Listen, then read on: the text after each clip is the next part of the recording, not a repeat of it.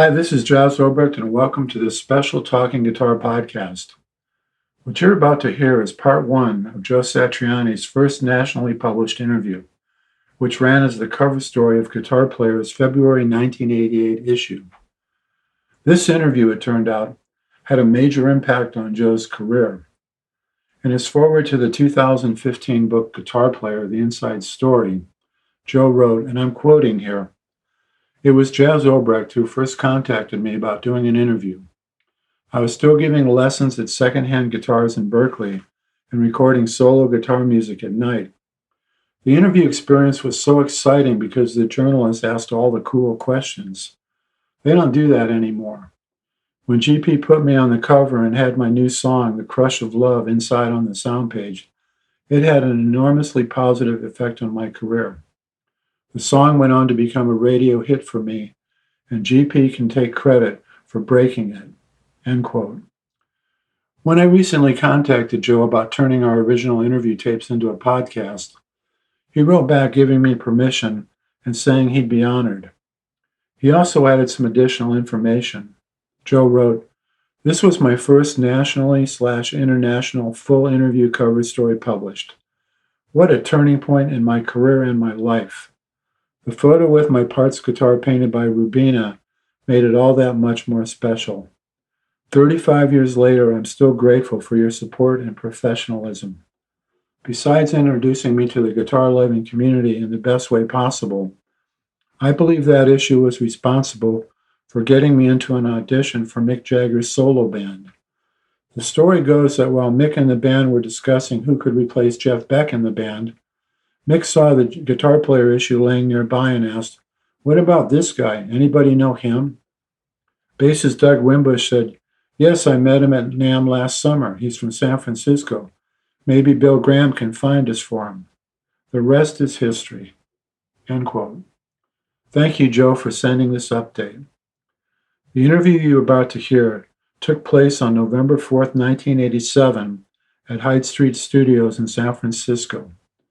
On this particular day, Joe and his engineer and producer, John Cuniberti, were mixing The Crush of Love.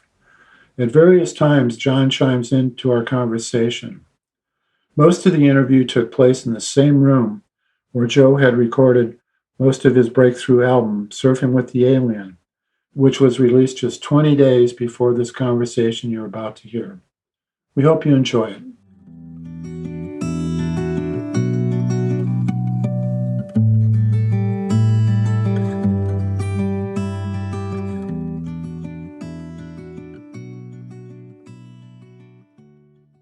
What advice would you give guys who spend all their time getting their techniques just right in terms of how they might get more feeling in their playing and become more distinctive?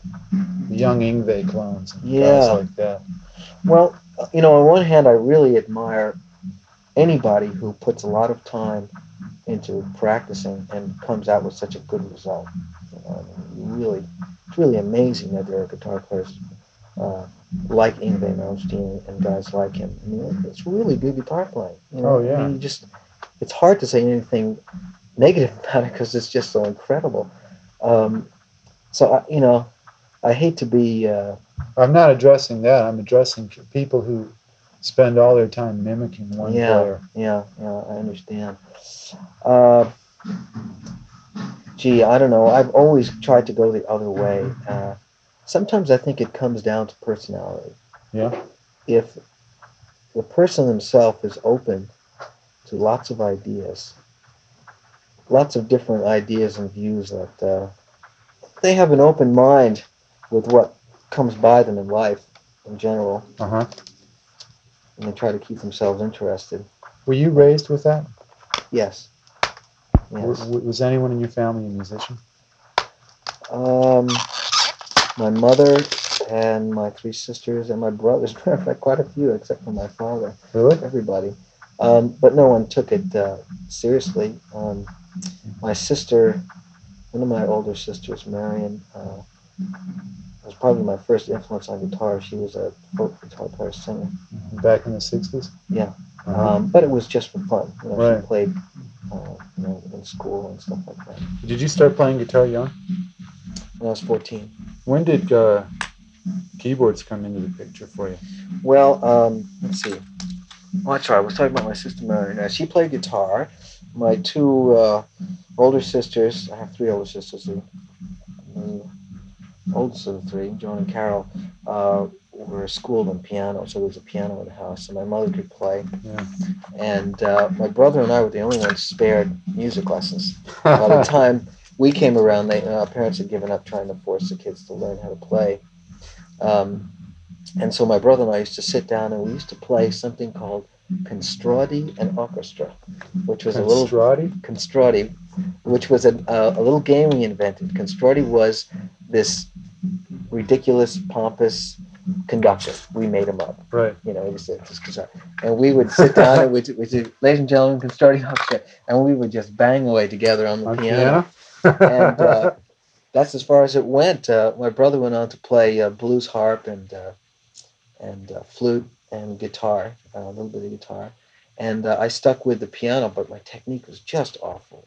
Instant tendinitis, you know, right. With the left hand. So I can only play bass and chords. I can't play like real keyboard players. But I know the keyboard, you know. And guitar was just quite natural. Huh. I just fell into it because I was just completely floored by Hendrix.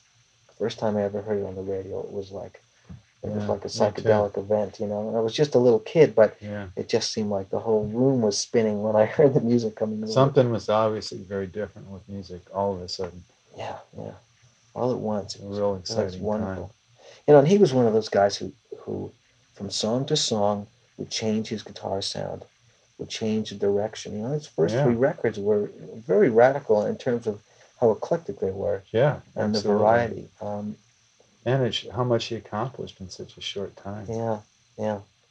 It was great. It was such a great stroke for a new type of technique. You know, it was, I'm sure like guys like Harry Partch must have loved Hendrix because Harry Partch, he's an experimental composer, instrument builder of this century.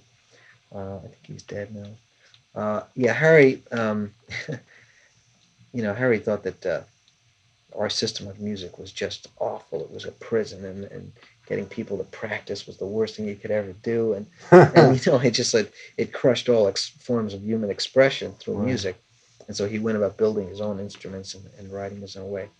And when Hendrix came along, you know, if you look at all the other guitar players who had grown up, let's say, for 20 years up until him, all these really smoking jazz guys. Right. Only, you know, very few of them, for me, touched me. You know, Wes Montgomery, to me, was perfect. Yeah. First time I ever heard him, I was like, I needed no convincing, no introduction. Yeah. My mother and father used to play these records, and I said, I love this. What's this guy doing? It's beautiful, you know? And Hendrix, to me, sounded the exact same way. It was like he took all the technique out, and he said, I'm just going to play the way that it comes, you know, or I don't know. I mean, I didn't know these guys, so I don't know what they went through, but it just, as a listener, it just hit me as so natural and so off the wall and so anti-technique that I loved it. And it sort of gets back to your question about the people who may try to sound like Yngwie Malmsteen. It's Yngwie is Yngwie, you know. I mean, Yngwie is a person, and his personality drives him to sound the way he does, to write the kind of music he does. That's what's so great about him, you know, is that when you put on an Yngwie record, you get Yngwie, you know. Right. It's great. So, you know, it's pointless. It would be almost as if I, upon hearing Hendrix, decide I'm just going to play like Hendrix. It's a dead end. It's a short. Were you playing at the time you heard Hendrix? No, I was playing drums. Oh yeah. And I played drums, and then I quit for music for about a year, and I started playing. I decided to start playing when Hendrix died. I actually quit the football team the same day when some of my friends told me, which is great because I was a lousy player. I was a little guy destined to be destroyed. And it was a great excuse, a great time. So you decided on September 18th, 1970. Yeah. Interesting. A lot of people did. I found so many people who just made that decision like, oh, that's it. You know, I've had it now. If there isn't that one guy left in the world to make me feel all right, then I've got to do something about it. And that's what it felt like to me. Huh. You know, it's just, Now, were you inspired from the beginning to find your own way? Or were you yes, I copying think guys? my parents uh, encouraged all, my brother and my sisters, all to be individual as much as possible, to seek out what it is you want to do and don't give up no matter what. Yeah. What effect did Bill Westcott have? Tremendous. Did he come along into your life right when you started playing? Before, must have been before, or yeah, it was before because, I was a snotty little kid. In Car Place High School, I gave him a hard time. I think he had just come to Car Place High. Is that in teaching Long music. Island? Yeah. Yeah. And I quit the first year of music theory. I believe it was 9th grade or something. I just couldn't sit still. I just couldn't. It's like, what is this stuff you're playing for me? What does it mean? I think I was there for 3 days, and I said, this isn't for me, bud. And I stayed in the chorus, however, singing in the chorus, because I did enjoy singing. It made no sense. I mean, because I was wearing big motorcycle boots and beat up denims and a big floppy hat, and I had hair that was way too long, but I liked singing in the chorus. I had a good time doing that, but I couldn't sit still for his theory class. And the next year, though, I sat through it, and he really, he is an amazing teacher because of what he was able to transfer to me as far as feeling about music, and at the same time, he taught me hands down all the theory that there is. Really? How to read, what's music theory, what notes sound like. He brought to my attention Harry Partch, the best of Bartók and Eric Satie and Chopin and Handel and everybody, and he could sit down and he could play it. But when he played it, he'd look at you and you'd sit next to him. He'd get into it, and that's what was great, is that you could be with him and you'd see him get into it and you'd feel him getting into it. And that, to me, that was like, that's how you play. Because I never played piano, like Bill. Yeah. But he said you could feel this way about music. You can write this way. You may, because he said early on, he said, Joe, you may not. It may turn out that you're not really gifted on the guitar, but don't let it stop you from writing and imagining whatever it is you want. Yeah.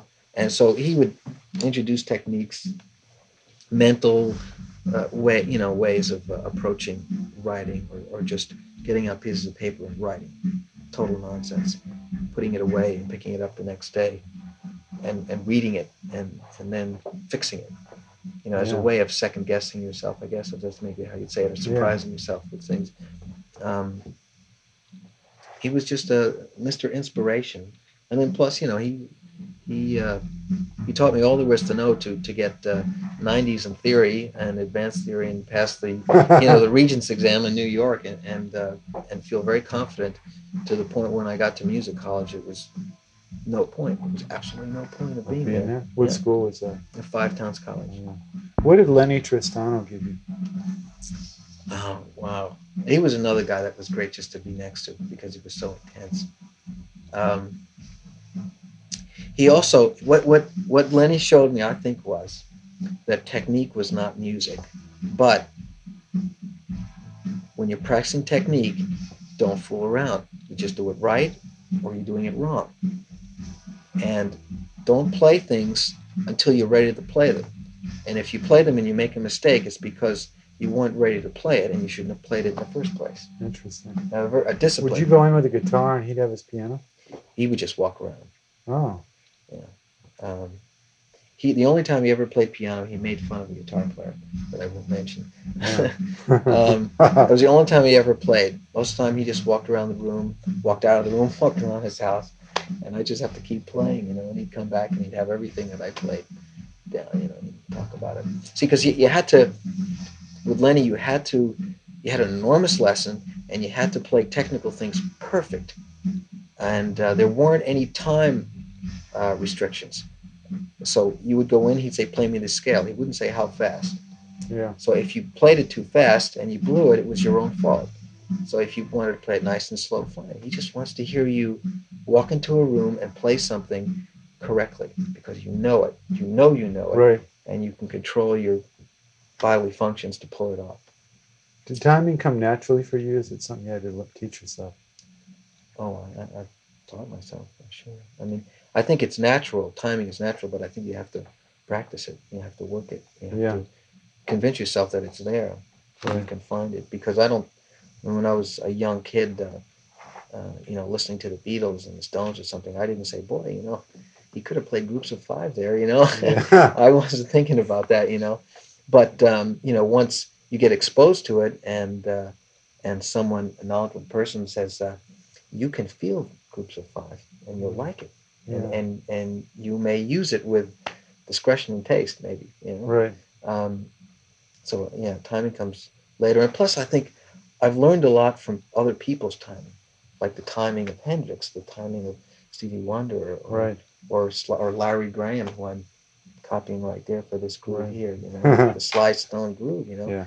You go back and you listen and you say, yeah, they're late here and they're early here, and that creates a sound. And some people push the beat when they're creating this kind of a song, and some people drag, some people are right in the pocket. And that's, I think, as you get better with your time, your sense of time, the idea of a beat, instead of being a little dot, becomes this huge circle, Right. or this line, or whatever you want to look at. But it's a big thing, and you see that you can play with it, and you can use that as a tool to get a song to come off a certain way, to evoke a certain emotion, um, especially with bass. Yeah. Now, how long have you been playing bass? About as long as I've been playing guitar, but it's a casual thing. Yeah.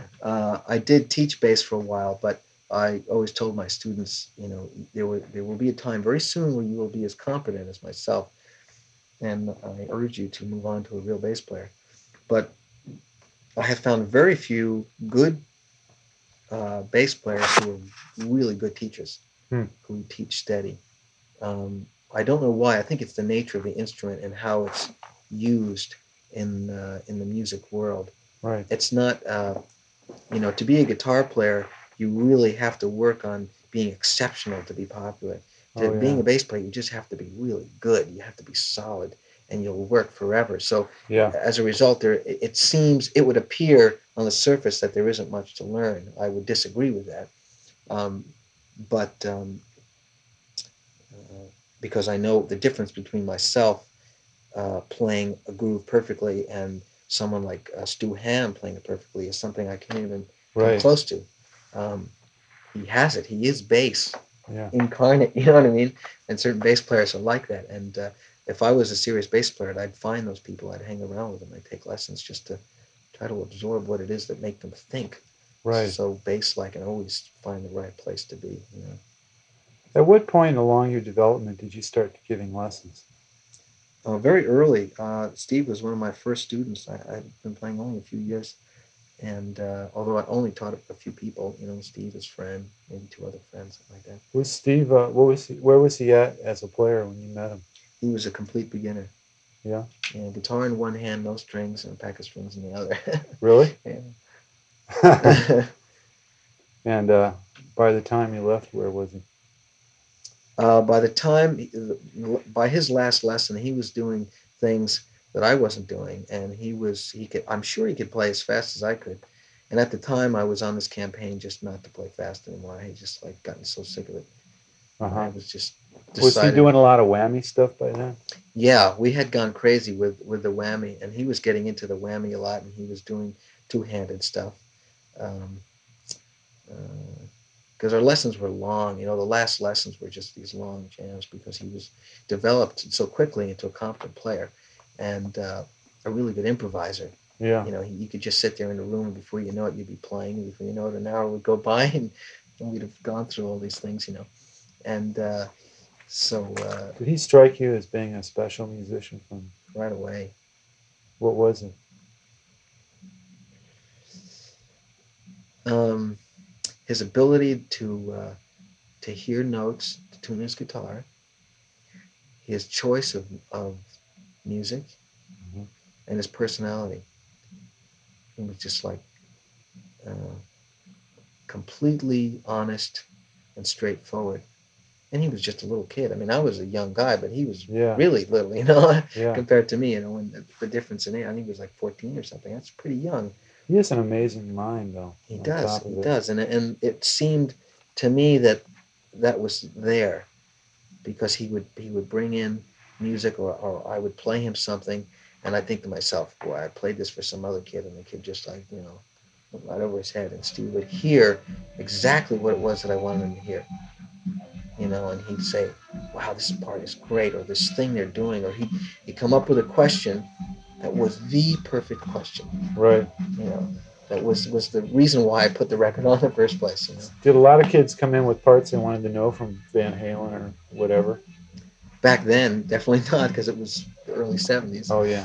Um, Steve, Steve was, gee, what was he into? Bad Company, uh, Kiss, Bachman Turner Overdrive, uh, uh, Hendrix, Led Zeppelin, of course, all that stuff. Right. And then I had lots of strange records. I think I played Zappa a few times, and then he slowly got into Right. Zappa, or maybe quickly, I don't know. Yeah. But it seemed like all of a sudden he was really hearing something in. Would in you the slow Zappa down records. records to hear the parts? No, I To couldn't do teach that. someone? Yeah. I couldn't do that on my deck. I've never had the ability to do that. Huh. Interesting. And Bill Westcott, you know, taught me how to. Well, he trained my ear and then taught me how to complete the training um, by just singing scales and by singing scales, really. Can you sing? Yes, I can. Why don't you sing on records? Do you write vocal music? Well, yeah, listen to this. Yeah. I that's can't singing. sing as good as that. You know what I mean? So to me, like that's a voice. To me, Right. when I go to open my mouth, it's going to have to be something that I have to convince myself. You know, like John says, if it's not right, I just freak out. So it may take me a while to write the kind of songs that I think I can do justice to with my Yeah. vocals. You know. Were you experimenting with finger taps before Van Halen came along? Sure. Oh, there were a lot of people who were. Yeah. A lot of people. Yeah. But I'm a huge Van Halen fan. When I first heard their first record, I just loved it. Yeah. I just loved that thing. I just thought, wow, this is great. You know, it's sort of like saying this is exactly what I wanted to hear. Yeah. You know, that I haven't heard. The sound of that record when you first heard it was amazing. No one had really a sound was. like that. And he put together that little double hammer-on thing, you know, two-handed thing, in such a great way. Yeah, it was so gutsy. You know, it wasn't. Oh, yeah. It wasn't progressive rock. You know what I mean? It was really right, go for the throat kind of a thing. He could make a song like "You Really Got Me" sound brand new. Yeah, really great. I like all the. As a matter of fact, all the records I find really special. He always does something, and he's just. I find their records to be unusual. Oh yeah, the way they definitely. do the drums and how he uses some of the guitar, bass sounds and stuff like that. I really liked it. I think that he must be definitely crazy, and I like that. That they must try unusual things. He is pretty crazy. That people must have said, no, you can't do that, and then they went ahead with it anyway. You know. Do you ever play acoustic guitar? Yeah, I do. Although I've never owned one that I've been very happy with. They've all been nightmares with their intonation. Yeah. And they always seem to be completely unbalanced as far as low end, high end.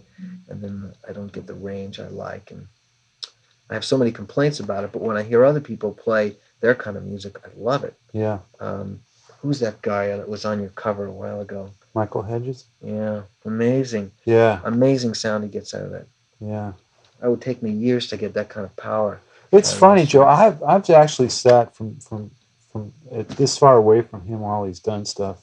Yeah. And I cannot see where all the sounds come from. I mean, I've watched his hands, and I see what he's doing, and there's still parts that aren't accounted for. Maybe it's my own limitations, but I could see that. I swear he's got a hand coming out of his stomach, tapping on the guitar or something. What do you do when you practice? Do you practice? Yeah. Most recently, it's been with specific things. Yeah. When you start doing records, you wind up with deadlines, and you come up with a great idea, and you say, God, I've got to practice this because I want it to be killing, so I can put it on this record by Right. such and such a date. And so sometimes I'll play one 1 minute piece for 8 hours a day. Every day I won't play anything else. Other times I'll only play rhythm and bass and fool around with synthesizer drum machines just because I'm thinking about music.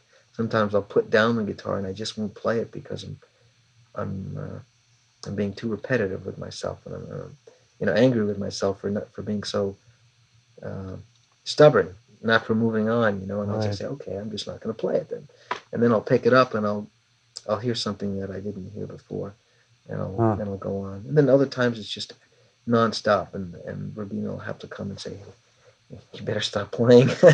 You're playing too much. Do melodies ever come to you at odd times, like when you're sleeping or without an instrument? Yes. Most definitely. I've had songs come to me in the middle of guitar lessons, in the shower. I've had them come to me in dreams. Do you write them down, or? Yeah, there's a song called "Saying Goodbye" that I knew what I wanted to write, and I didn't know what it was. Words, melody. And I said, and I've never been able to do this, so it's not any kind of special Joe power or anything. Yeah. I just said, I'm going to dream this. I'm going to go to sleep with the idea that I'm going to wake up and play it. I've done that with stories. Really? Yeah, it's great when it happens. To get the opening paragraphs. Yeah. You go to bed and they're there when you sure wake enough, up. I woke up the next day and there it was, Yeah. And I just, got right up out of bed, went to the guitar and wrote this thing down. You really have to be in sync with your spirit to do that. I think so, yeah. It's been rare with me that I've been able to do that with sleeping. Usually dreams are really bizarre, and I'll write from them, but they're not musical dreams. They're just your usual bizarre. Do you have to do anything special to protect or engender your creativity? Are there things you have to give up in life? Sacrifices involved? Yeah. I would say that, I probably seem like a recluse or an eccentric to some people at certain times. And then they wonder why at other times I'm suddenly not a recluse and an eccentric. So I guess that's just because when I put my mind to something, that's the only thing that I'm going to do. And if it's a song, I will stay in, and I'll do nothing but play the song over and over again for hours and hours a day. And I will disregard time frames of night and day. Yeah. Now's when you get up and eat lunch or something like that. I'll just forget about that whole thing, and I'll just operate on my own schedule. And when you do that, of course, you can't go out with people. You can't do things. And you need a real understanding mate. Right. And so when you say, well, no, I'm staying home listening to a tape, it's like they say, well, listen to it when you get back or in the car. And they don't understand. Yeah. It's got to be under strange circumstances. They don't realize that I play things in multiple speeds, and I change things, and I will listen to a song and watch any TV program, and every commercial go back and listen to the song. And sometimes I'll just listen to it once. Other times I'll sit there for 3 hours and go back, and I just need the freedom not to be bothered. Other times other times I'll have to go food shopping. I enjoy that. Yeah. Going You're out. Italian. Yeah. I like being around fresh food, I get energized, and that helps,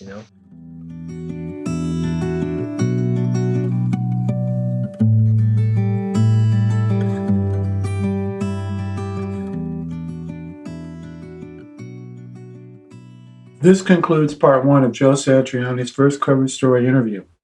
Part two, in which he delves into the recording of Surfing with the Alien, will be posted soon.